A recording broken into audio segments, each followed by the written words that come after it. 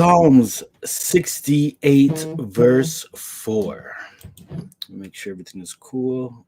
Yeah, Greg, yes, no problem. Greg, get music off. So let's get this set right.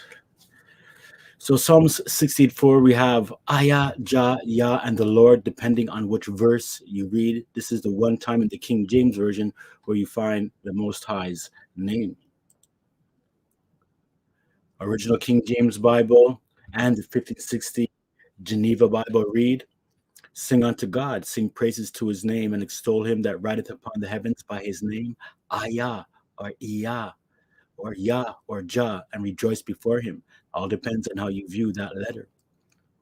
The modern King James Version, sing unto God, sing praises to his name, extol him that rideth upon the heavens by his name, Jah, and rejoice before him. The New King Version and the Hebrew versions, sing unto El, sing praises to his name, extol him who rides upon the clouds by his name, Yah, and rejoice before him. And in the watered down modern English standard versions that you see out there, sing unto God, sing praises to his name, lift up a song to him who rides through the deserts, not even the heavens. Look at that. They have clouds in all the other verses, and now they have deserts. So one is completely up, and of course it's below, but his name is the Lord. Exalt before him.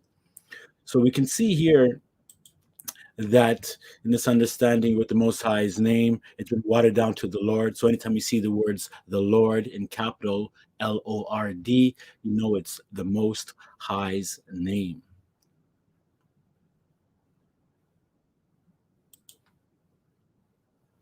And of course, all the names that you see on the screen are names that I've researched myself and can see through many understandings that there's various, interpretations, spelling, and pronunciations of the Most High and his Son's name.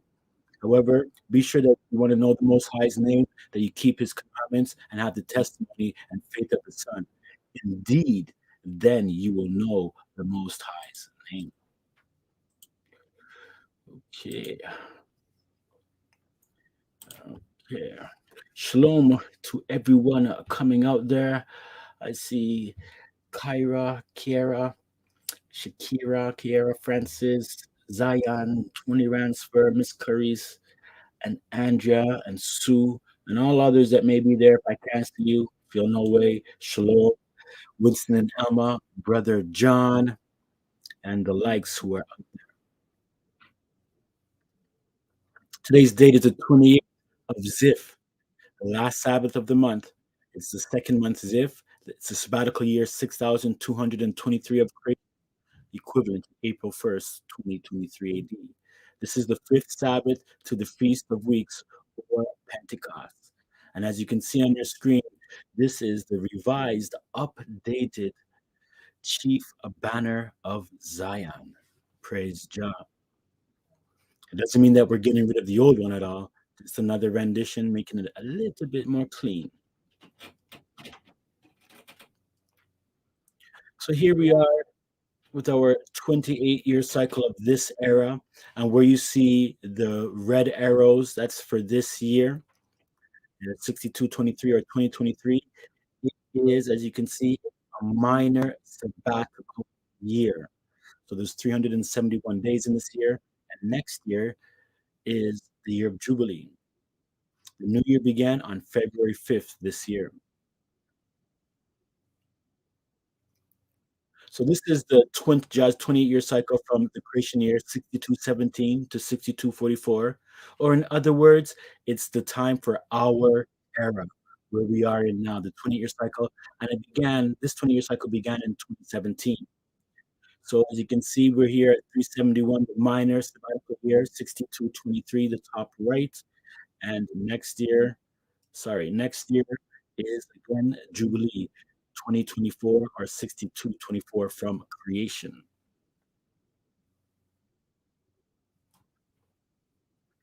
Make sure everything's cool. Bless up, David.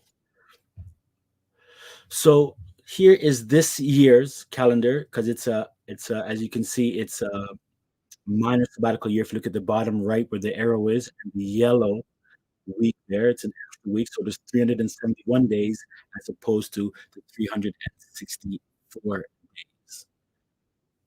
And of course, as we always teach, the equinoxes and the solstices are the midpoints of Jah's year.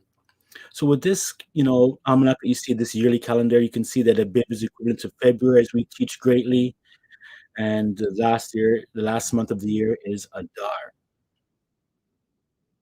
So we have our winter and latter rains for the first 3 months. We get into the summer fruit season with seed time and ingathering and plowing and threshing and the vintage, time for sowing again. And then we have the early rains where the winter barley and the wheat are sown once again. So all these things in Jah's almanac are agriculturally perfect to Jah's scriptures and the land of Israel. And here we are on the 28th, the last Sabbath of the month, with the big black arrow. 3 more days, and then we're getting into Ziph. So here we are again, the 28th. It's day 35, April 1st, the fifth Sabbath. But I want to let you know that yesterday or last night was, um, let's call it this. Let's call it the anniversary of the revelation of the rainbow to humankind. That's right. And that's what we're going to talk about today. As you can see, of course, I know you've been studying your scriptural Jazz Almanac is scriptural study calendar. I know you've been going through it, and you can see these dates, and these dates are very important. And again, get into things. Now, I want to remind you that with Jazz Almanac this year, every month begins on the 5th of the Gregorian month.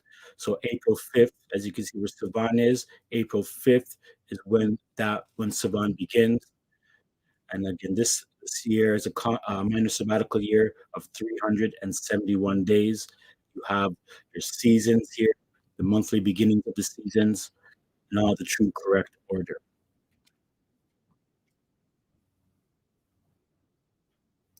Here is Sivan the next month ahead of us. And there's where we have the beginning, April 1st, which is going to be this coming Tuesday evening, which carries over into Wednesday. And as you can see on Savan, we have basically there's 3 more Sabbats. The one from actually, yeah, 2 more Sabbats coming up, I guess. 1, 2 here. Then we have the 49th day, and then April 16th is the Feast of Weeks, Pentecost or First Fruits, the day of the giving of the Holy Spirit, also the day that the Messiah was born. And we'll be talking a lot about those things in the next couple of weeks.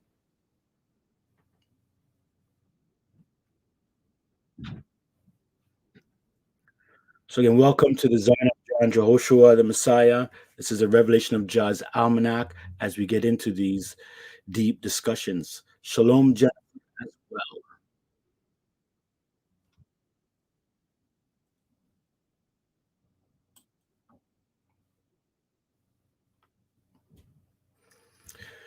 As we kind of get into this topic of the revelation of Jah's almanac, as you know, David Ray is the author of these 5 books you see on your screen. He had passed away, excuse me, in the year 2019. But these books are wonderfully written, researched, great understandings come from them. And basically, this is the foundation of what you see on this channel here right now. I've studied these books. I've been a part of, you know, kind of setting up the format. I did all the typing, created the charts, put it in book format, and worked with David because he had it in pencil. But this is a wonderful work. And as you can see, the rainbow banner is something that we use, and we've had this since, on the front cover of one of our books since the year 2000.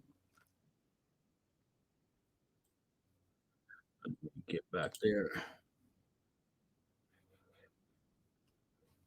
So when we deal with Jah's Almanac, of course, it's divided up into 12 months. You can see the equivalencies here on your screen, but this is the this is the sabbatical year of 371 days as well.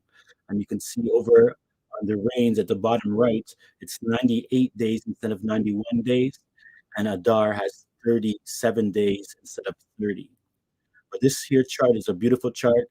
It divides up everything for you. It lets you know the equivalency to the Gregorian calendar, It lets you know what day of the week it starts on in the weekly cycle, and utilizing Gregorian, planetary cycle for the weekly cycle, like Sunday, Monday, Tuesday. You got your rains, your summer, how many days, everything again, perfect on Jah's almanac.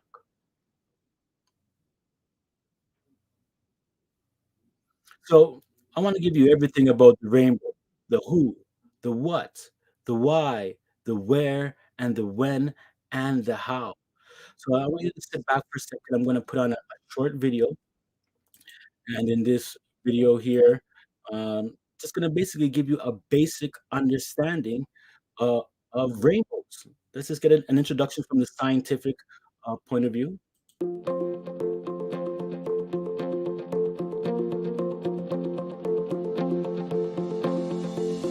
Rainbows are one of the most beautiful phenomena that we see in meteorology. But the science behind these displays can be even more dazzling. To understand how rainbows form, we begin our journey at the sun, which emits not only light, but the full spectrum of electromagnetic radiation. Light is just the part of the spectrum that can be seen by the eye, and as humans, we see the section between red, which has the longer wavelength, and violet, which has the shorter. We see these colours together as white light. When this white light reaches Earth and strikes a raindrop at an angle, it refracts, or bends, in the water, slowing down and changing direction. All the different colours that make up white light refract at slightly different angles due to their difference in wavelength. Lower wavelengths, like blue and violet, refract at smaller angles than higher wavelengths, like yellow and red. You could say that blue bends best. This effect, called dispersion, causes the colours to fan out inside the raindrop and exit separately at slightly different angles. This means that you wouldn't be able to see all these colours from a single raindrop. You would only see the light of the single colour that exited the raindrop at the angle that meets your eyes. To get a proper rainbow, you need a large volume of rain, millions of raindrops, all being struck by the sun's light at exactly the right angle and dispersing the whole spectrum of colour, red through to violet, as the raindrops fall to Earth and the light meets your eyes. Your best chance of seeing a rainbow is on a partly cloudy day, where there are gaps between the rain clouds. This allows the sun's light to get through and reach the raindrops. It also helps if it's the morning or late afternoon when the sun is low in the sky, so that the rain cloud itself doesn't block the light. This is also why we see a rainbow rather than a rain halo, because the angle of the sun means that the bottom of the halo is cut off by the ground. If you were high up in the air, such as in a plane, you would see a rain halo. The last thing to remember when you're looking for rainbows is that you have to be facing the right direction, which is away from the sun, so that the light which reaches the raindrops can reflect back towards you. Now, if you're really lucky, you might get to see a secondary or double rainbow.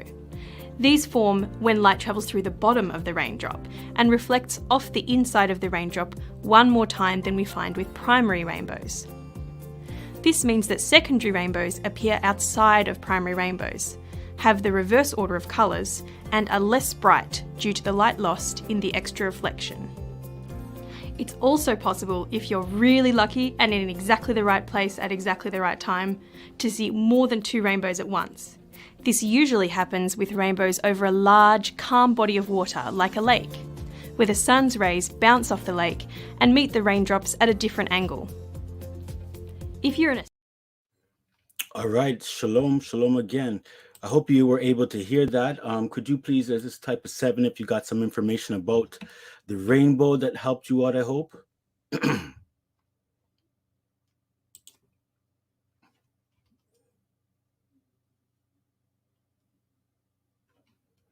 Mhm.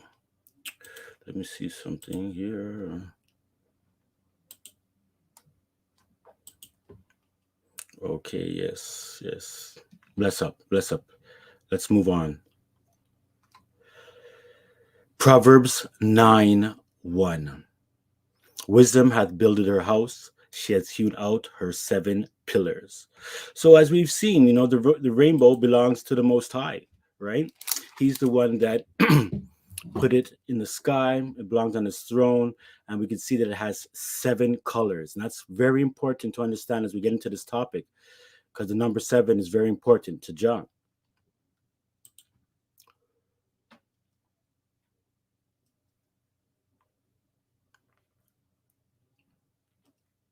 Of course, we have the 7 colors of the rainbow, but there's many things of 7. The 7 notes of music from A to G, do, re, mi, fa, sol, la, ti, or sol, la, si.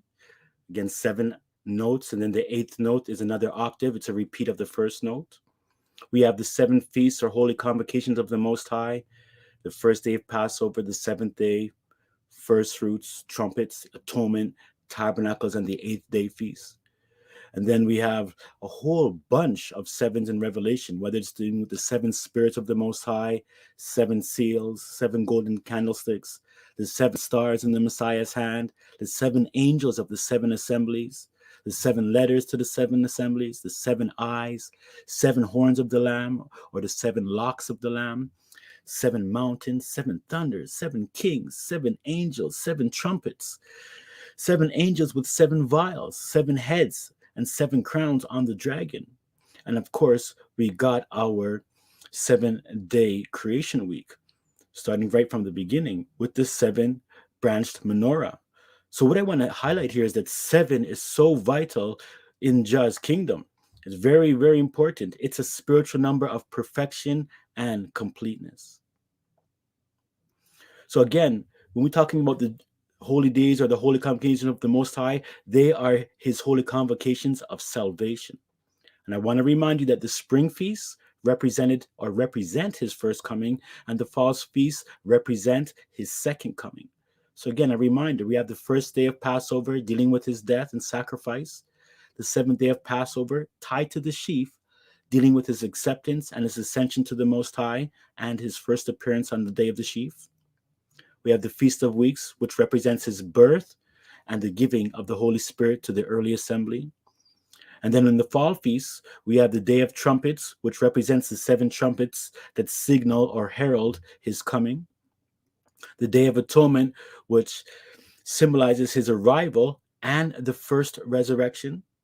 Then we have the first day of Tabernacles, representing the millennial rest or the 1,000-year reign on earth, along with the 8th day of Tabernacles, or the last great day, representing the future new heavens and new earth.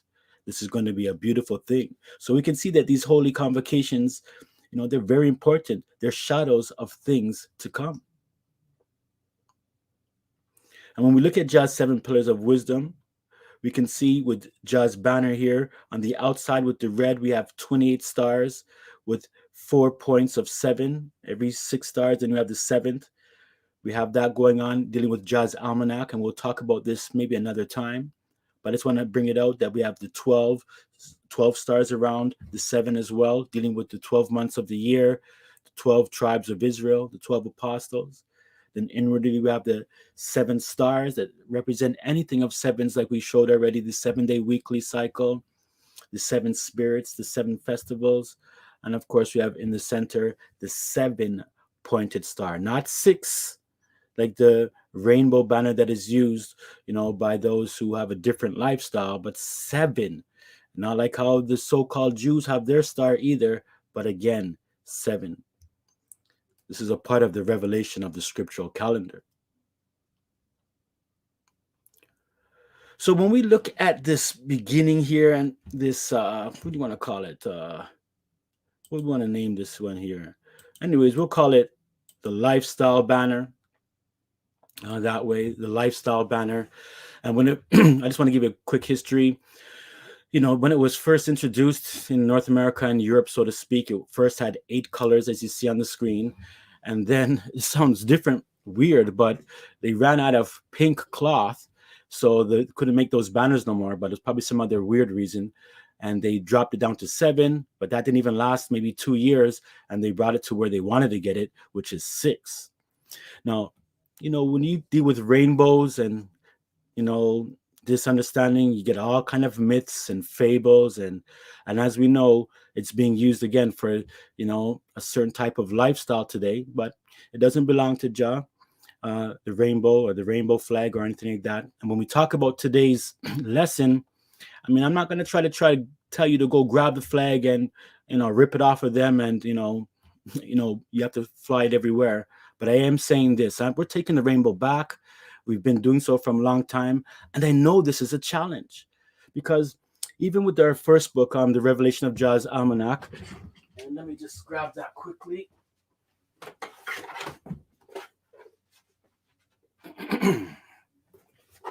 When I used to show this to, back in the year 2000, and I'll tell you something, a lot of people kind of were bent out of shape out of it because it's used by the alternative lifestyle that's in the world. And so nobody wants to be associated with that because, they just don't want that association. And many people have kind of scorned, the flag. And sometimes I even felt a way about it. But, when you get into things, they've taken Jah's things. And I mean, the rainbow was very holy, as you're going to see today.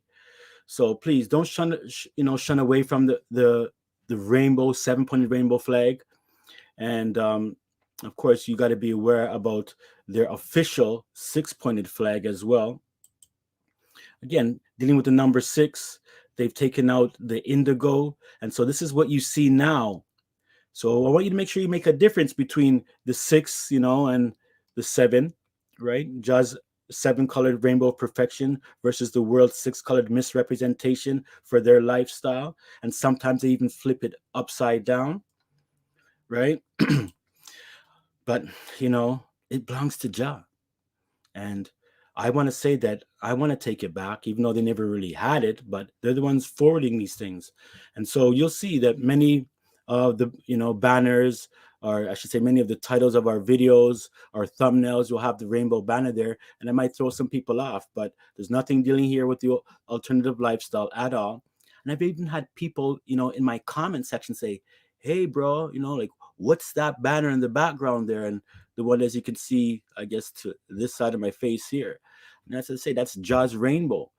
But this is what is happening now. It's been so, pushed by that lifestyle, that alternative lifestyle, that it's even people feel ashamed to even be associated with it because we know that people don't really know it's Jah's. So if you were to show it, they think, oh, there's Sean promoting that lifestyle. But again, be aware about the 6 and the 7.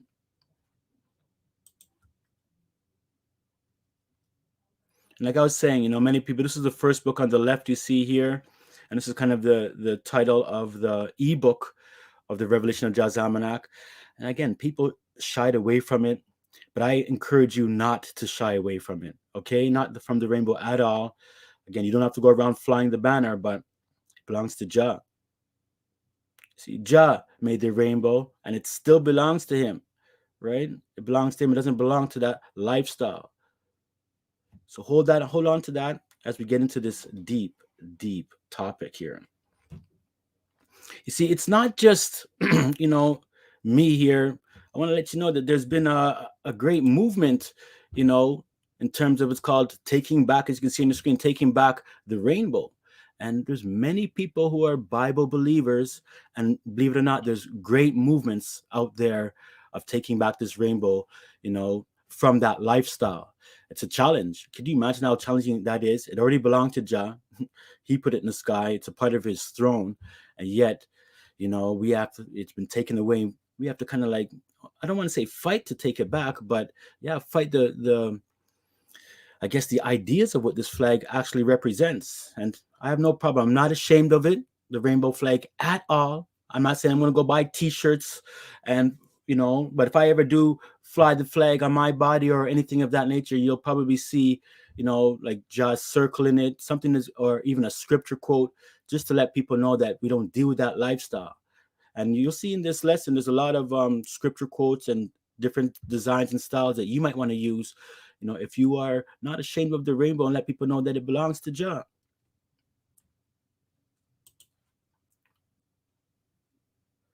Again, even the Jews for Jesus and, the Gentiles, it's a big movement for them. This arkencounter.com at the bottom, they sign up, they sell the t-shirts, they hand them out. They got a big affiliation with many people in the world. And again, I'm not affiliated with them at all. But all I'm saying is that it's a big movement. People recognize that it's Jah's rainbow. And even if you go online and YouTube, people are talking about this a lot.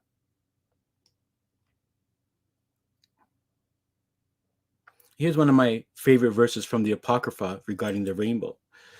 And we know in Genesis 9, it says, I do set my bow in the cloud because it belongs to Jah.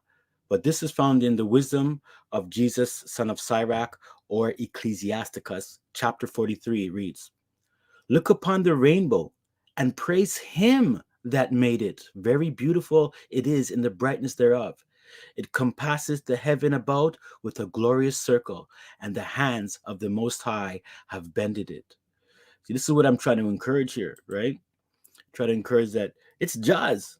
Look at it. When we see that rainbow, every time you see a rainbow, family, remember Jah. Remember the covenant. And after this lesson, you're going to remember that covenant. It's a beautiful covenant that Jah made with us, with every living creature on earth, the insects, the bugs, the animals, all human beings. Can you imagine that? The first and one of the greatest covenants, and it lasts for how long? Ever. Praise Jah that made the rainbow.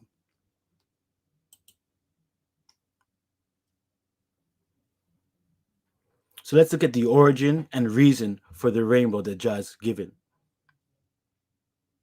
First of all, Jah's rainbow comes from creation. It's above his throne.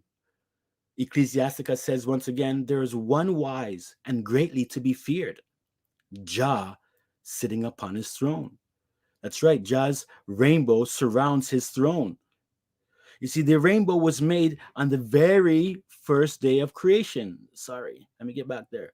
Day one to the far left. Along with many other things, day one is one of the most important days of creation. One of them, of course, they're all important, but it gives us an understanding of what Jah used to make the rest of the universe. And the rainbow was first established in heaven above his throne on day one. And I want to talk about that. And what you see before is the creation week, right? Day two is the heavens was, made, expanse, the waters are above. The waters were brought together on day three. Sun, moon, and stars created on day four. The birds and marine life created on day five. The animals and insects, and of course, Adam and Eve on day six, and then Jah's Sabbath. So this is a calendar for the month, the first month of creation, Jah's epoch, which means the beginning. The first year of creation is equivalent to 4199 BC, and this is a BIP. And we can see here the first day, that's where creation begins. That's when Jah initially made the rainbow. However, I just want to, again, remind you that the rainbow, wasn't given to mankind. That was just Jah's, it was in heaven first. That's something to remember. It was in heaven. Only the angels were able to see it. No human beings were able to see it until Jah brought it down from heaven and put it in the sky for Noah and the rest of humanity to see.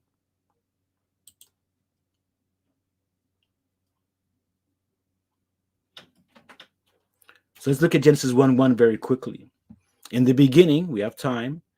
God, Jah, created the heaven and the earth. That's the very first verse. So in this verse, we see many great things. We have time beginning, because beginning is dealing with time.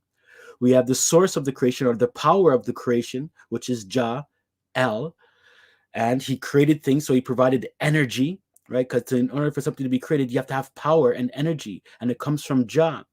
And then you have to have a space to put things, right? And you have to have two, I guess, established, what do you want to call them? The two established elements, the spiritual and the physical. And that's dealing with the earth here, or matter, like time, space, and matter, right? And if you look to any scientist or anybody, they know that there can't be no creation unless you have time, space, and matter. And everything that the Most High created in Genesis 1:1 has everything to provide for the existence of both the physical and spiritual aspects of the universe. So we have time, space, and matter. And we know that time is made up of the past, the present, and the future, these three things. And we know that space is made up of height, width, and depth, or depth and length are the same thing, these three aspects. And then when it comes to matter, we have a gas, a liquid, and a solid. Right? These are beautiful things that Jah made on day one of creation. Let's continue to read. And the earth was without form and void, had no shape. It was submerged in the waters, and darkness was upon the surface of the deep. Right? So we see the waters, and in those dark waters was the earth unformed. But above it, think about it this way. What's above those waters? Well, heaven, Jah's throne, his heaven. Because it says in the beginning, Jah made heaven and earth. So the earth is below and the heaven is above. And we see here when we continue in the verse, and the spirit of Elohim moved upon the face or the surface of the waters. So when we're looking at this and giving an understanding, obviously the waters are below where the earth is submerged in it, and up above, Jah is moving. So what is he doing moving? He's not dancing, he's not just hanging out, he's creating his heaven. And a lot of people don't understand this. Jah is furnishing and garnishing his heavenly realm for the angels to see when he says, let there be light. He's working in the darkness. And a lot of people don't know that. They teach that 24-hour days begin from let there be light, but they don't know that Jah was working in darkness. So says your scripture. I mean, Jah works all the time, right? He just never worked on that seventh-day Sabbath. Let's get back to this. So we can see here again, the Spirit is above the waters, right? Above the waters, which is in heaven, making heaven, obviously, because even think about it, it says the earth was without form. So that's the opposite. The heaven is going to have form. And that's why Jah's Spirit was up there making his beautiful heavenly dwelling, his realm. And again, the deep, dark waters had the earth, material, and clay all submerged in it. That's important for us to understand. So we already read Genesis 1:1 and 1 verse 2. And let's just go down to verse 3. And El said, let there be light, and there was light. And Elohim saw the light that it was good, and Elohim divided the light from the darkness. So, plain and simple here is that when Jah said, let there be light, that's when everything illuminated. That's when the angels came alive, all right? And they got to see Jah's heavenly realm. Again, the waters, dark waters, the earth materials submerged. So this was think about it. He's going to set up his palace first, right? And here's a verse that's going to show us that he indeed was working in the night. 2 Ezra from the Apocrypha, chapter 6, it reads, and then was the spirit and darkness and silence were on every side. The sound of man's voice was not yet formed. Then commandest thou a fair light to come forth of thy treasures, that thy work might appear. So what was this work? His heavenly realm. Jah was working in the darkness before he said, let there be light. That was just a continuation of his creation. I hope you can really see that. And notice also that it says that spirit and darkness and silence were on every side. So darkness comes before light. Obviously, that's why days begin in the evening, and then comes the light part, the evening and the morning, the nighttime and the daylight time. But also notice that it was silence. And you notice that Babylon, they teach you, in the scientific Babylon, they say there's a big bang. So an explosion in the beginning. Meanwhile, the exact opposite, like I always say, the devil has the opposite of Jah. First of all, there's no big bang in the beginning. It's at the end of creation. So says your scriptures in Peter. But also, it says in the beginning was silence. No bang, no nothing. This is good to know. Let's continue.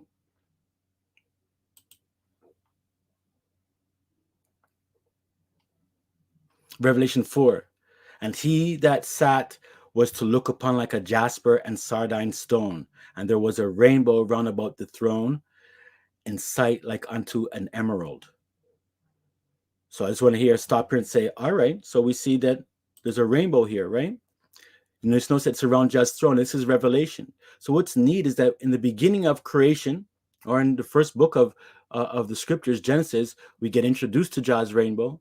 And then the last book of the scriptures, in Revelation, we see it again amongst his throne. So I want you to use your wisdom. Jah made his throne first in heaven, day one, we see that. Then that means the rainbow was also made too, because the rainbow was a part of his throne, but it wasn't on earth. So if this rainbow is a part of Jah's throne, it's holy, it's sacred, it represents his glory. Praise Jah.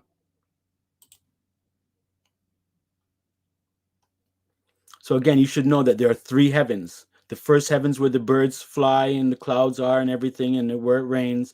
And then we have the second heaven where the sun, moon, and stars are. And then above the sun, moon, and stars, there's going to be waters, where I would say where this white line is waters. And then you have Jah's heaven. And of course, his rainbow is in heaven above his throne. Again, just so you know, there's only three heavens, not seven heavens, right? And there's water above the sun, moon, and stars before you even get to heaven, because heaven itself has an ocean as well, clear as crystal. So I just want to remind yourself that the first day of creation is when Jah made time and all the elements, especially the four elements. So we have the beginning of time, we have heaven, which is spirit or air, we have the earth, which is matter or material, we have darkness and night, we have water, which is liquid and cold, we have light, we have day, we have fire, we have heat, and we have the 24-hour day cycle.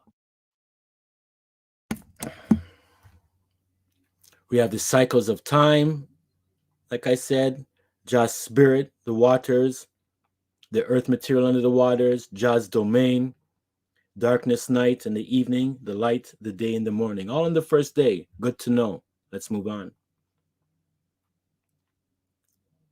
Ezekiel chapter 1, it reads, "As the appearance of the bow that is in the cloud in the day of rain, so was the appearance of the brightness round about. This was the appearance of the likeness of the glory of Jah. And when I saw it, I fell upon my face, and I heard a voice of one that spake." So again, in Ezekiel's vision, he sees the rainbow as well above Jah's throne. So it's from time, and it's eternal.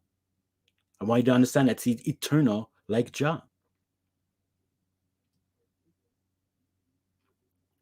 Revelation chapter 10, verse 1, it reads, "And I saw another mighty angel come down from heaven, clothed with a cloud, and a rainbow was upon his head, and his face was as it were the sun, and his feet as pillars of fire." So once again, we see here that, the rainbow is a part of Jah's spiritual realm. This angel isn't Jah, by the way, in case you thought that, or the Messiah in any which way. It is an angel, but how wonderful these things are. So let's look at the curses of the earth before the flood and the curses of Adam and Cain, just to kind of paint the picture what's going on here. Genesis 3. "And unto Adam he said, Because thou hast hearkened unto the voice of thy wife, and hast eaten of the tree of which I commanded thee, thou shalt not eat of it. Cursed is the ground for thy sake. In sorrow shalt thou eat of it all the days of thy life. Thorns and also and thistles shall it bring forth to thee, and thou shalt eat the herb of the field. In the sweat of thy face shalt thou eat bread, till thou return unto the ground, for out of it was thou taken. For dust thou art, and unto dust thou shalt return." So remember, family, before you get too vain in yourself and you love your beauty and your intelligence and all of that stuff, because human beings are very vain and full of pride, right? Speaking of it, we're just dust. We're going to return to dust. That should kind of humble ourselves. We're just earth and dust, and we are nothing without the breath of life that Jah blows in us. So don't get too caught up in yourself in a vain way at all, right? Because you're going to return to the dust. It says that you're going to turn to ashes and stuff until Jah resurrects you again. That's a very humbling thought. Let's continue. Genesis 4. So that's the first cursing of the earth, right? With Adam and Eve. Now here's the second one. Genesis 4. "And Cain talked with Abel his brother, and it came to pass when they were in the field, that Cain rose up against Abel his brother and slew him. And Jah said unto Cain, Where is Abel thy brother? And he said, I know not. Am I my brother's keeper? Then he said, What hast thou done?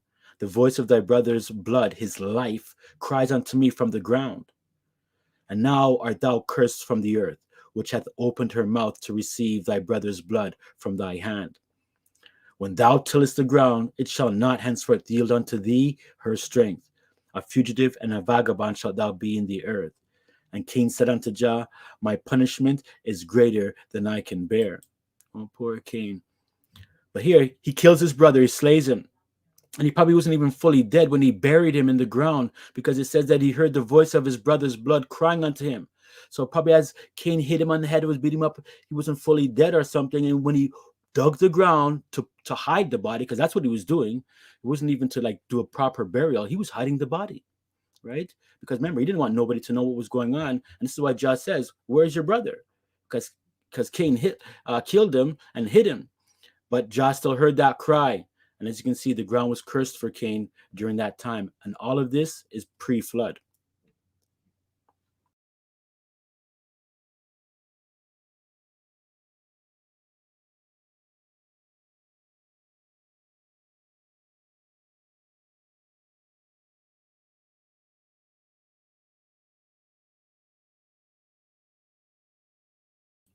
Sorry about that. Am I still here? Yes, you can still see me. All right. Please type a 7 if you can see me, because I hit a button and it clicked out. Want to know that I'm here still.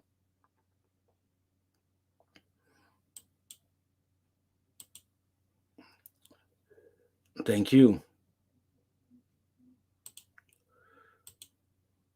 All right. Let's continue.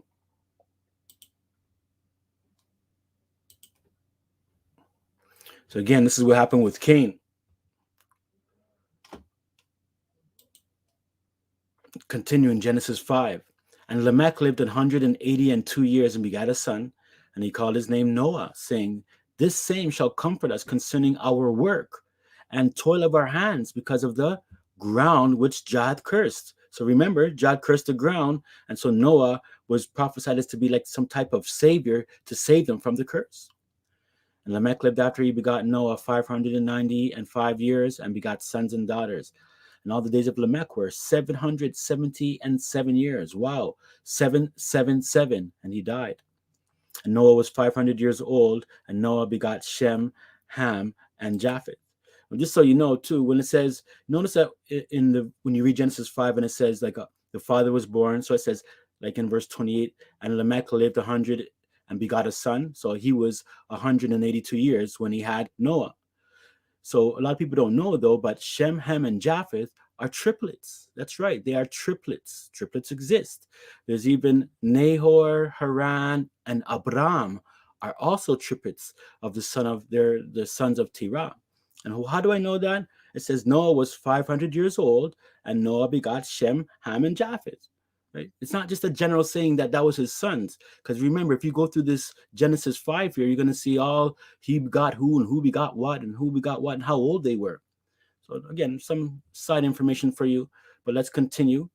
Let's look at the evil generation of humans before the flood quickly. Genesis 6. And it came to pass when men began to multiply, not angels. No angels is in Genesis 6. Sorry to, burst anybody's bubble. When men began to multiply in the face of the earth, and daughters were born unto them, the sons of Elohim, which were the sons of Sheth, and all of them coming down that holy lineage, right, all the way through to Noah. The sons of Elohim saw the daughters of men that they were fair, and they took them wives, all of which they choose. And Jah said, my spirit shall not always strive with man, not angels, not hybrid angels, not Nephilim or giants or anything like that. His spirit won't always strive with man, for that he is also flesh, not spirit, not a hybrid, half angel and half human being. That's folly. It's evil and wicked, and it's wrong. Yet his days shall be 120 years. Now notice here it says there were giants in the earth in those days, and also after that, when the sons of Jah came in unto the daughters of men, and they bare children to them. The same became mighty men, which were of old, men of renown. So when we read here, it says giants, and when you look at that word, it's Nephilim. So it says that this word Nephilim means the fallen ones are to fall, or tyrants, or felons. That's all it is. It's evil men. But look at this. People say that it was angels that came to have sex with women, right? They say that foolishness. And they say that in verse 2, the sons of Elohim are the angels. All right, so if that's the angels, then who were the giants? Were they the offbreed, the offspring of the angels and these women, right? That made giants, and then these little normal human women had, just think of how did the giants come out? Right? Did they come out small and tiny and grow or whatever? But the Nephilim are tyrants, wicked men. They're not the angels. There's two different set of people here. It's the sons of Jah, which are the righteous lineage of the holy seed, and the daughters of Cain, basically of men, that way. So it says that these children, the daughters of men, they had children, and the same became mighty men, which were of old, men of renown. So not angelic men of old. It says men of old. And who are those men? Lamech, all of those guys before, Methuselah, all of those men, and up until Seth, and coming down through Enos and everything, they were all supposed to be the holy prophets of the Most High. Jah revealed himself and they called upon Jah's name. But they saw the woman them, just like our Israelites did as well, saw the women of other nations and took them, and they left their holy lineage. It was only Noah who cleaved unto a wife of his kindred. And I'll prove that. So let's move on. And Jah saw the wickedness of man, not angels, of man was great in the earth, and that every imagination of the thoughts of his heart, his mind, was only evil continually. So look in the book of Tobit now. This will help us give you a clear understanding that that was nothing to do with angels, but it was dealing with having the holy seed not mixing and mingling with the daughters of men, or the Canaanites, just like they weren't supposed to mix with the Canaanites. Tobit 4. Beware of all whoredom, my son, and chiefly take a wife of the seed of thy fathers, and take not a strange woman to wife, which is not of thy father's tribe. For we are the children of the prophets, Noah, Abraham, Isaac, and Jacob. Remember, my son, that our fathers from their beginning, even that they all married wives of their own kindred. That's why Noah was also perfect. He married a wife of his own kindred, not like his ancestors did, who took other women. Notice that right there, that they all married wives, Noah is being called, of their own kindred, and were blessed in their children, and their seed shall inherit the land. Now therefore, my son, love thy brethren, and despise not in thy mind, in thy heart, thy brethren, the sons and daughters of thy people, in not taking a wife of them. For in pride is destruction and much trouble, right? And in lewdness is decay and great want, for lewdness is the mother of famine. And lewdness is dealing with sexuality that way. So, I mean, a very easy verse to kind of bring forth that it's nothing to do with the angels. So let's move on. Genesis 6. And it repented Jah that he had made man on the earth, not angels again, and agreed him at his heart. And Jah said, I will destroy man, whom I have created from the face of the earth, both man and beast, and the creeping thing and the fowls of the air, for it repenteth me. He feels a way that he may have made them. But Noah found grace in the eyes of Jah, or mercy. These are the generations of Noah. Noah was a just man and perfect in his generations. And Noah walked with Jah and also took a good wife, right? And Noah begot 3 sons, Shem, Ham, and Japheth. The earth also was corrupt before Jah, and the earth was filled with violence.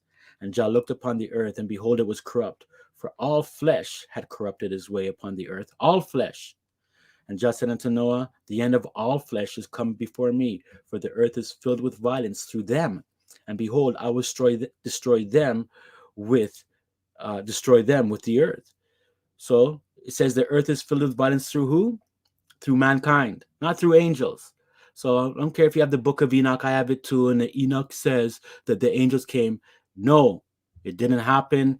Angels cannot have sex with women. Oh, I can't believe people fall for that one, man. And I'm sorry if you're listening to this. I'm not trying to come down hard, but that is a wicked, false doctrine, and you have to have a great imagination for that, especially with all the lies about giants. But nonetheless, let's continue.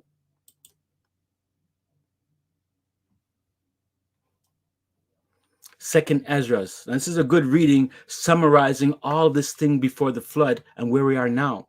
Pay attention. Second Ezra. This is found in the Apocrypha as well. O Jah, who bearest rule, thou spakest at the beginning when thou didst plant the earth, and that thyself alone and commandest the people, and gave a body unto Adam without life, which was the workmanship of thine hands, and didst breathe into him the breath of life, and he was made living before thee. And thou leddest him into paradise, which thy right hand had planted, before the earth came forward. And unto him thou gavest commandment to love thy way, which he transgressed, and immediately thou appointed death in him and in his generations, of whom came nations, tribes, people, and kindreds out of number. And every people walked after their own will, and did wonderful things before thee. You see that how wicked that place was, that the earth was before the flood? And despised thy commandments. Again, in process of time, thou broughtest the flood upon those that dwelt in the world and destroyed them. And it came to pass in every one of them that as death was to Adam, so was the flood to these. Nevertheless, one of them thou leftest, namely Noah, with his household, of whom came all righteous men. And it happened that when they dwelt upon the earth, that they that dwelt upon the earth began to multiply, and had gotten them many children, and were a great people, they began again to be more ungodly than the first. So what we just read here is that, yeah, it's a wicked time, but now, even now, in these times, it's more wicked than the times of Noah. Yes, but remember, Jah made a promise not to destroy the earth with the flood. So this is why he's allowed it to go on. It's probably about 3 times as long the creation has been going, and Jah hasn't destroyed it yet compared to the flood, where he only waited 1,700 years and he mashed it up. But 6,200 years we're around now, and Jah never mashed it up yet because he's not going to do it that way. He has another way of doing things.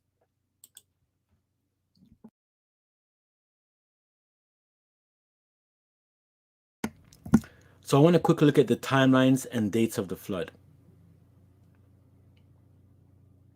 Now, this is the timeline of the year of the flood in 1756 from creation, or 2444 BC, okay, which is basically 4,460 something years ago. So in order how we find out how old the earth is, and people want to know, how do you guys figure out how old the earth is and when these things happened? Well, in the Bible, you can see that it lists from Adam all the way down to even Abraham and further on, and it gives us a good like, it counts numbers. So when somebody was born, the next son was born. And so when you add up all of these, it lets you know that you're in this year 1756. Now in the bottom corner, you see in the red, another count in the world is the year 1656, 100 years shorter than 1756. But that's a little bit, it is inaccurate. However, you'd get that when you add it up, but there are corrections that have to be made. It's 100 years. I don't want to have to get into that because it really doesn't matter that way. But I want to let you know how we figure out these things, how you can figure out how long things were. So you count the men's age, you count even after that, so on, even up until this time. That's how we figure out chronology.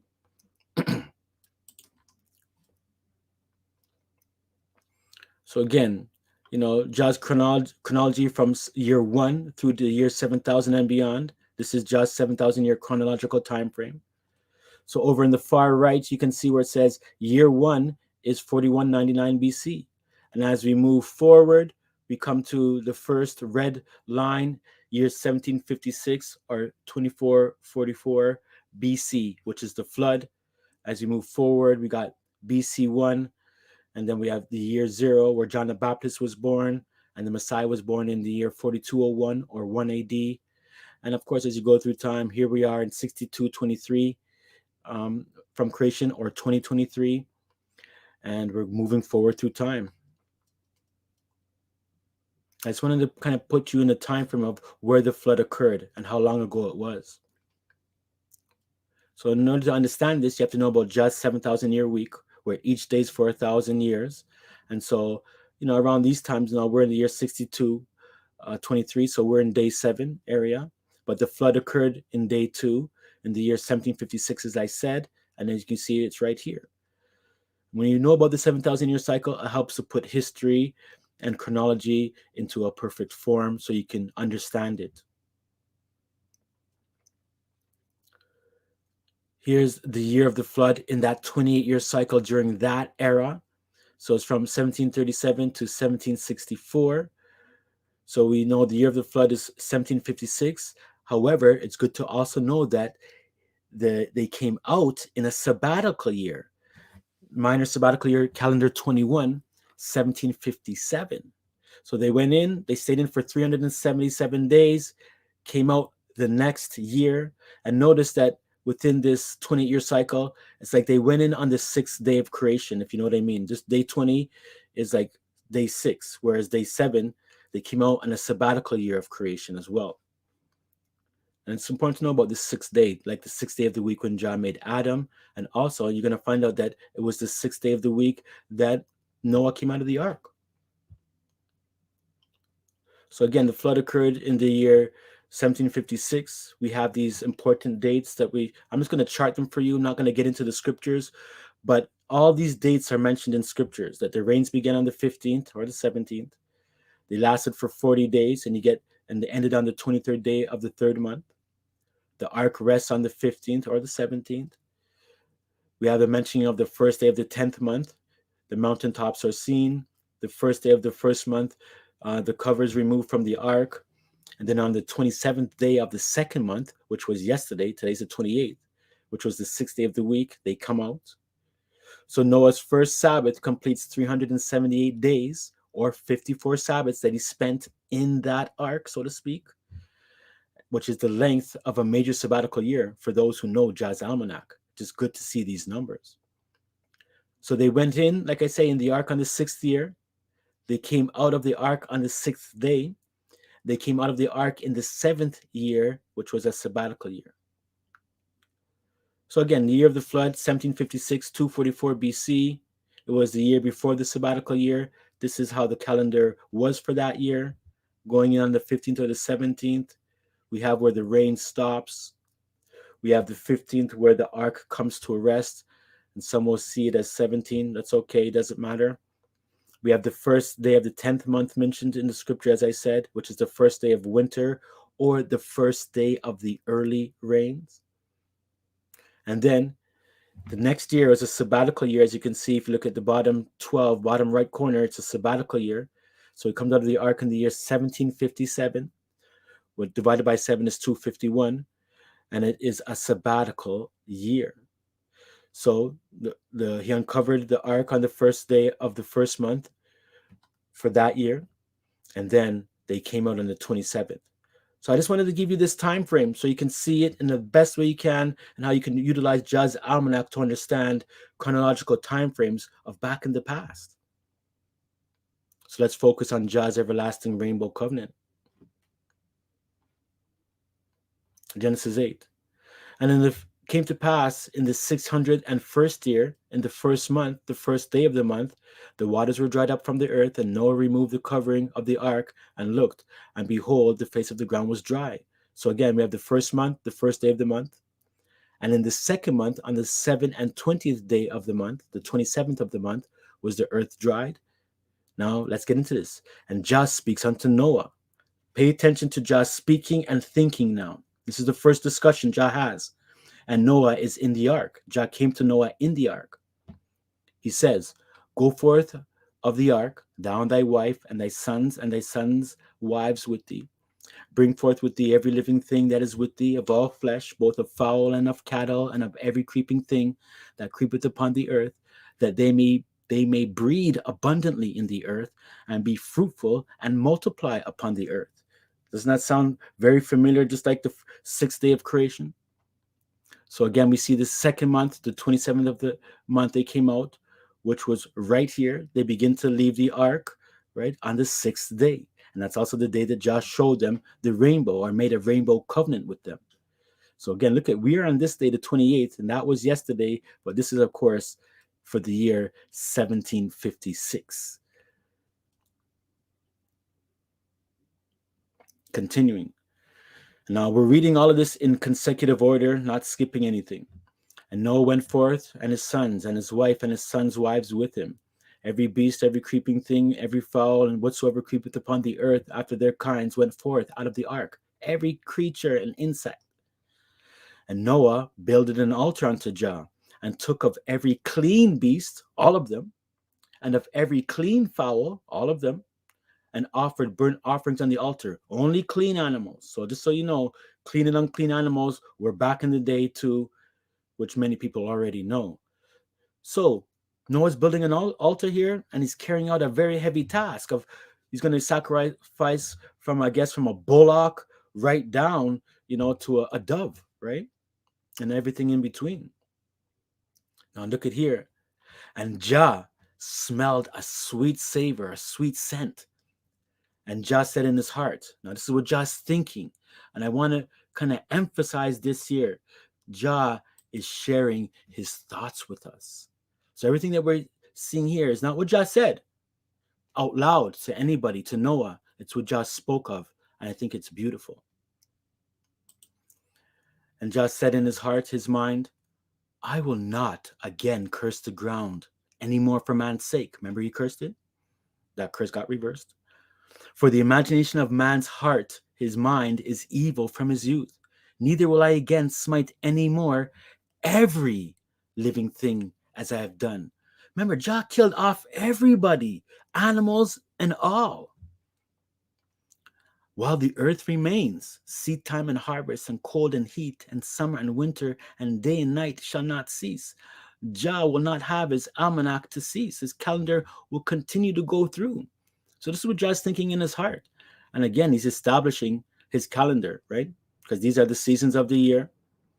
And of course, day and night and cold and heat all deal with Jah's almanac. So it's good to know these things, that Jah's thinking about time and his holiness. Excuse me. So again, it says seed time, harvest, cold and heat, all of that. So again, we get an idea of the seasons from Jah. And this is where Jah's almanac kind of has a great play, and why I believe it's beautiful to have his almanac, so you can look back in the past and put everything back into place.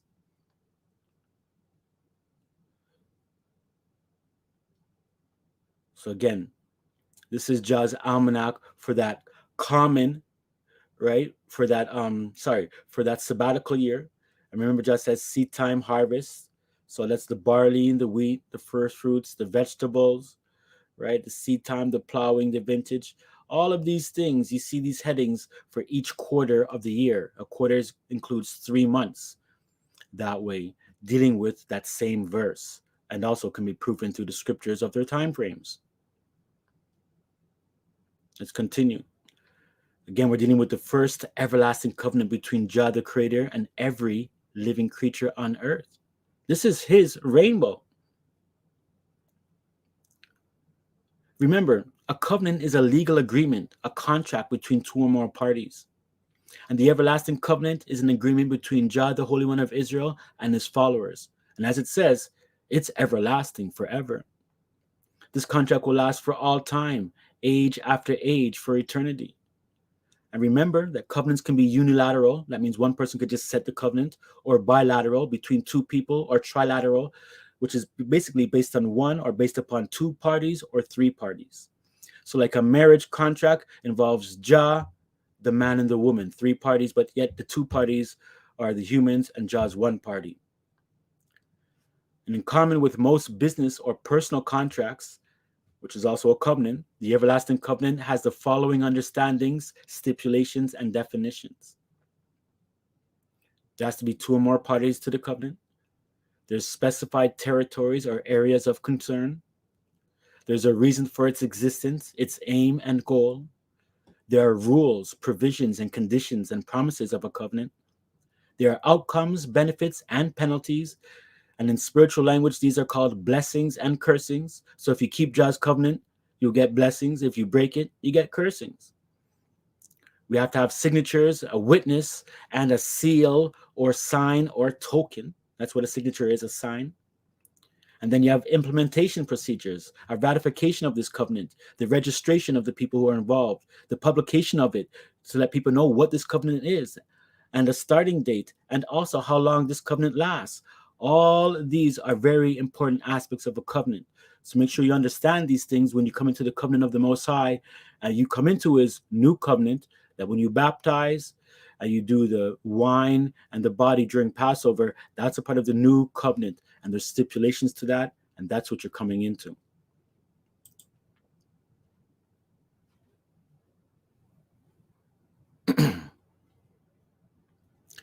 So notice again, Jah told, the animals to be fruitful and multiply. So you're going to see that there's a linkage with the 6-day blessing of Noah and the 6-day blessings of Adam and Eve.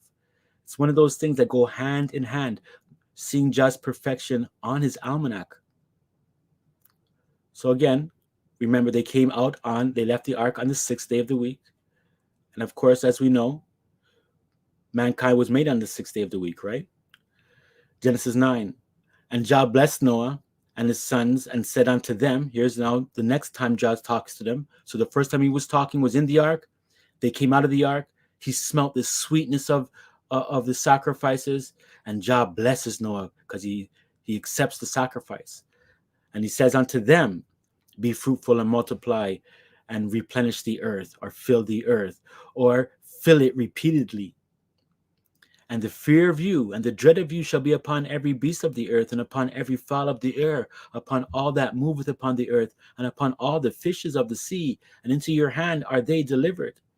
Every moving thing that liveth shall be meat or food for you, even as the green herb have I given you all things. So when it says here, every moving thing shall be for food, we know that just talking about the clean things. But believe it or not, although we're not supposed to eat unclean meats, Jah gives the unclean meats for the unclean people to eat, right? So that's why, you have people in the world, saying the law is done away with because they want to eat their unclean meats and they don't want to keep up the dietary law of eating clean meats. And so Jah gave unclean meats too, and so the unclean eat them. You see how that works? So perfect. They still eat it because think about this. One thing I notice is that, the Gentile nations who scorn Jah, and even say Asians, they eat all kind of unclean things, like enough. And I know not just them only, and I'm not coming down on them, but they also live pretty long, right? So you can get involved in saying, oh, eating clean meats is more healthier and all that, which it probably is, of course, and we know that. But it really comes down to just obeying Jah, right? And making a difference between clean and unclean.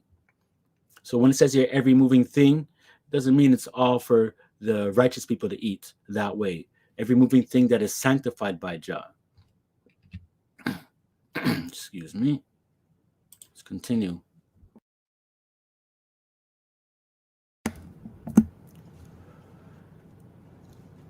All right. Verse 4. But flesh with the life thereof, which is the blood thereof, you shall not eat. So we have no blood, no rare or medium rare steaks. Cook the blood out of all of your food. Now, this is just talking about human beings now, and how much Jah respects human beings, like the first type of law about murder. And surely your blood of your lives will I require, or will I respect, or I will look at a payment of. But I like the word require. If you look at it as the word respect, it'll help you understand this verse. And surely your blood of your lives will I respect. At the hand of every beast will I respect it. So if an animal kills a human being, the animal must dead. And at the hand of man, so if another man kills a human being, the man must dead. And that was back in those times, right? At the hand of every man's brother will I respect the life of man. So even if you kill your family member, sister, anybody close to you that you love, it's death, right? It says, whoso sheddeth man's blood, by man shall his blood be shed. For in the image of Jah made he man. And you, be ye fruitful and multiply, bring forth abundantly in the earth and multiply therein. So again, we can see how Jah's setting things in order, how he's respecting man, and that's how it's supposed to go when it comes to murder. I mean, every nation could do whatever they want, but capital punishment was a big thing for murder. And if there was any way that people should die, probably be, like an eye for an eye, so to speak, excuse me, I would definitely say murder, kind of would be in that area. Right? So Jah's looking out for human beings. And so he's respecting mankind as well. Now, as we know, sixth day, Jah blessed the animals and Adam and Eve as well. And I thought, it'd be worthy to give it just so you can see the comparison. The wording is very similar. Genesis 1. And Elohim said, let us make man in our image after our likeness, and let them have dominion over the fish of the sea, over the fowl of the air, and over the cattle, and over all the earth, and over every creeping thing that creepeth upon the earth. So the same talk he gave to Noah, right? 1,756 years later. So Elohim created man in his own image, and in the image of Elohim created he him. Male and female created he them. And Elohim blessed them. And Elohim said unto them, be fruitful and multiply, and fill the earth, and subdue it, and have dominion over the fish of the sea, and over the fowl of the air, and over every living thing that moveth upon the earth. So again, we see the same similarity here with the wording. And also uses this word replenish. And some people think there's just two creations because the word replenish might mean to fill again. When you look up this word replenish, it just means, in the Strong's too, it just means to fill. Right? And even the word replenish means to doesn't mean to refill again. It means, when you look it up, it actually means to fill repeatedly. So continue having children, continue being abundant that way. But nonetheless, there's only one creation, not a double creation. There's no gap theory or 1,000-year creation days or anything of that nature. Let's continue.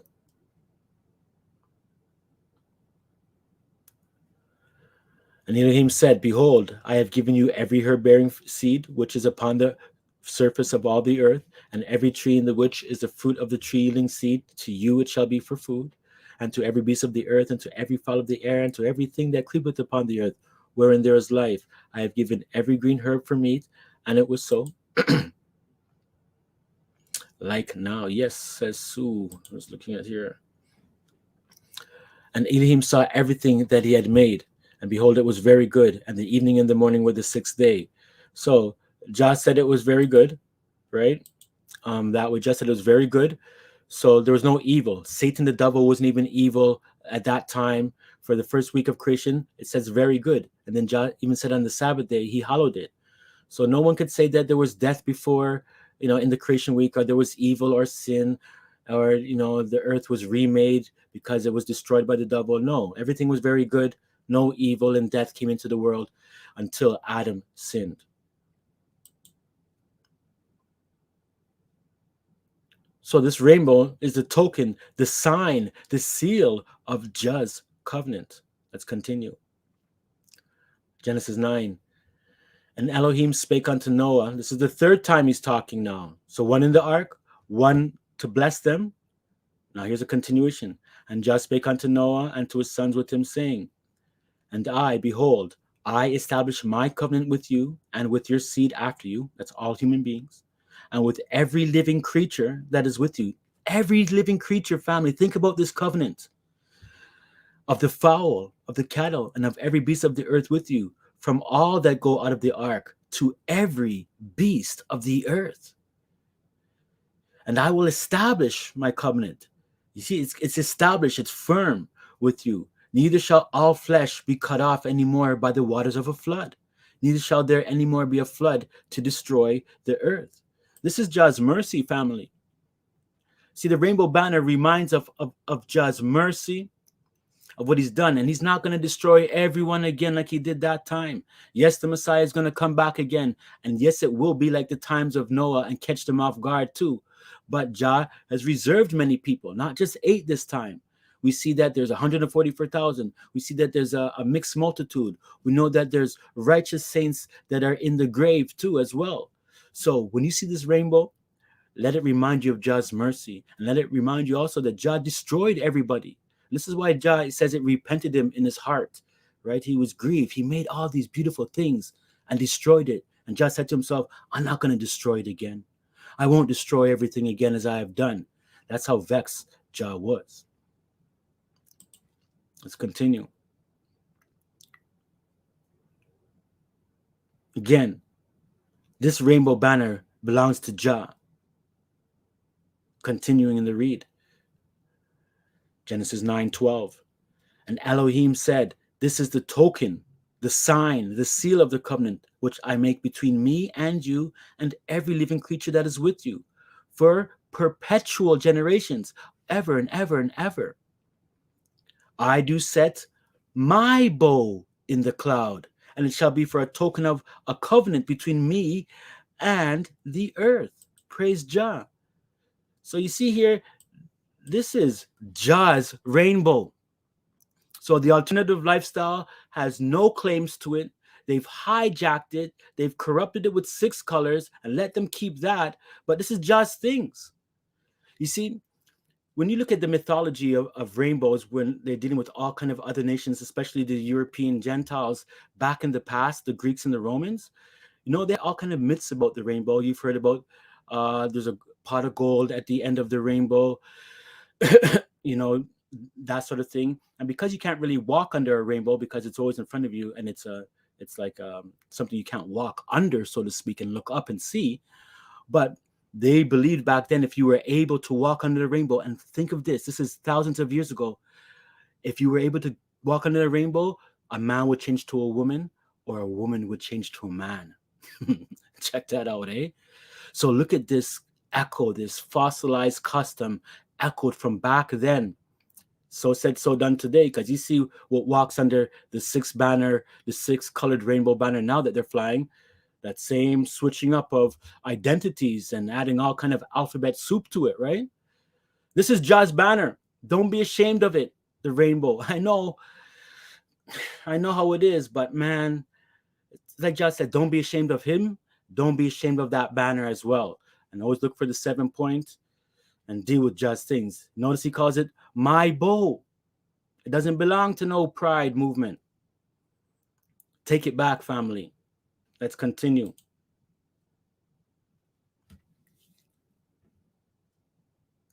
Yeah, please hit a like button if you can. Helps things go out there when the video's done. But let's continue. And it shall come to pass when I bring a cloud over the earth, and that the bow shall be seen in the cloud, the rainbow. And I will remember my covenant, which is between me and you, and every living creature of all flesh. And the water shall no more become a flood to destroy all flesh.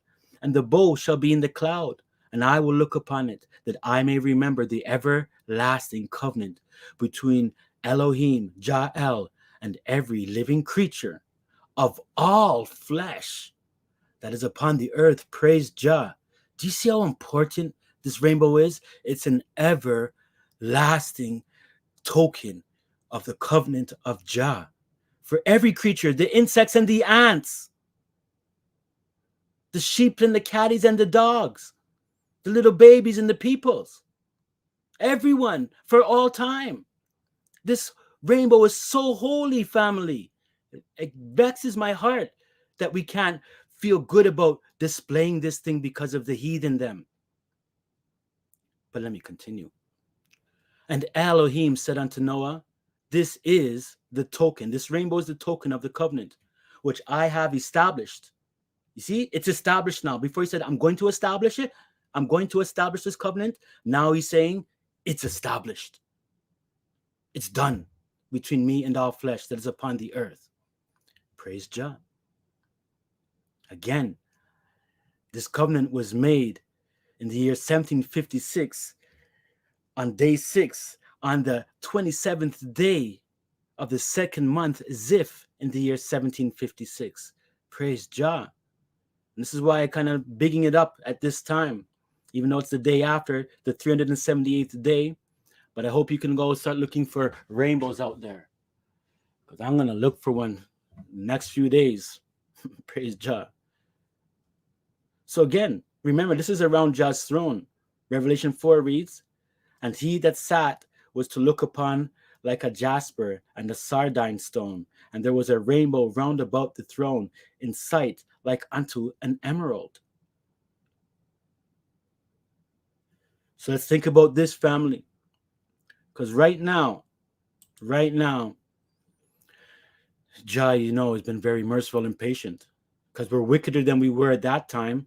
And in the future, we're going to see that it's, the future is now, but still within the next 100 or so years, 200 the max, things are done, family.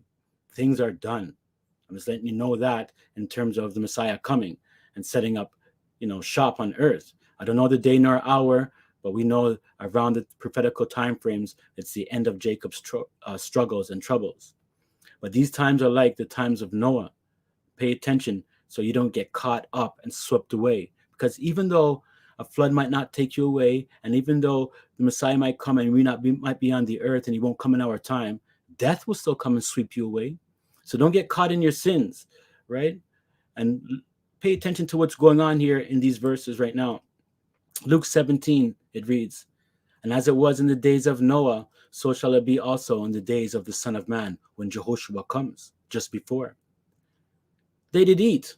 Remember, no angels or nothing. Notice that they is human beings again. Not the angels did do marriages and wives. Human beings. They did eat. They drank. They married wives. They were given in marriage until the day that Noah entered into the ark and the flood came and destroyed them all. They were just living life and living it up gloriously too. And something I have to say about the future a little bit. Although, People like to show that Armageddon type of picture and the apocalyptic, where the buildings are all crumbled and nobody's around. But before the Messiah comes, and even though there's going to be many things going on and there will be a crumbling time, but before the Messiah comes, people are going to be living it up. Oh yeah, that mark of the beast thing is going to be, they're going to love that mark of the beast thing. The saints though are going to have a hard time, but the people are going to be living up just like you see on the screen here, right? Verse 28. Likewise also as it was in the days of Lot, they did eat, they drank, they bought, they sold, they planted, they builded. But the same day that Lot went out of Sodom, it rained fire and brimstone from heaven and destroyed them all. You see, they were living life. And that's why you shouldn't get caught up into this life, because if you do, and that's where your focus and motivation is, and then you die, your motivation wasn't for Jah. Your focus wasn't on Jah. It was on this world. Verse 30. Even thus shall it be in the day when the Son of Man is revealed. Matthew 24 repeats the same thing. As were the days of Noah, so also with the coming of the Son of Man. For as in those days before the flood, they were eating and drinking, marrying and giving in marriage until the day when Noah entered the ark. And they did not know, that's them, the human beings, not angels, until the flood came and swept them all away. So will be the coming of the Son of Man. Wow. This is something, family. Something, family. Yes, and Rhyme says, hallelujah. True talks. That's right. Sue says, beautiful, hallelujah. Blessed love. Yeah, man. So again, look upon the rainbow and praise him that made it. And remember Jah's everlasting covenant with everyone, even the ants. That's how far this has to go. That's why this is so important. This is the first covenant. And then there's about 6 more, and 6 plus 1 is 7. And we know that we're in the new covenant. So respect Jah's covenant. I put respect on Jah's rainbow. And I will get a t-shirt that has a rainbow on it, and it's going to have any of these verses or banners or tape back or the circle with the black circle with the white stars, because it's not theirs. I ain't trying to go do that and walk around and try to be show-offy or anything, but people got to know it belongs to Jah. It's holy, and there's 7 colors in it, not no unholiness with the 6 and all of that evil stuff that they use it for. Man, can you believe they took Jah's great rainbow and used it for something so corrupt? May Jah have mercy on us all. So again, the Zion of Jah and JAHOSHUA. This is the revelation of Jah's almanac. And again, these stars will help you get to understand. And think about this too. Even Aaron's breastplate, it wasn't 7 colors, but many colors. And we look at Aaron's breastplate with the colors that were on it, we could also see that these gemstones are also part of New Jerusalem as well. And when we think of, New Jerusalem and all the colors that are on the stairs that go up, you can't but help but think about the rainbow. You see, Jah put this rainbow into the sky to be a token of him and his everlasting covenant. And I will continue to use it as a memorial for me and Zion, the people of Jah, Israel, Jasharel around the earth, that they can look to the covenant and have hope in Jah's mercy, that he won't destroy the place again. And that also, as a reminder, he saved those who were righteous. That's what it's all about, saving the righteous from their sins. Praise Jah and JAHOSHUA.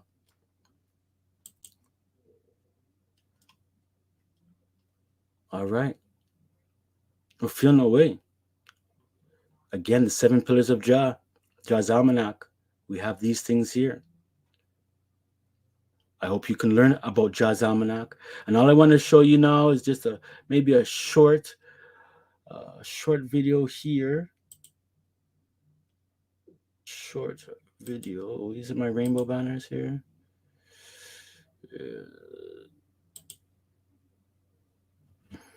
Let me get to these videos. Again, Jah calls the rainbow banner his bow.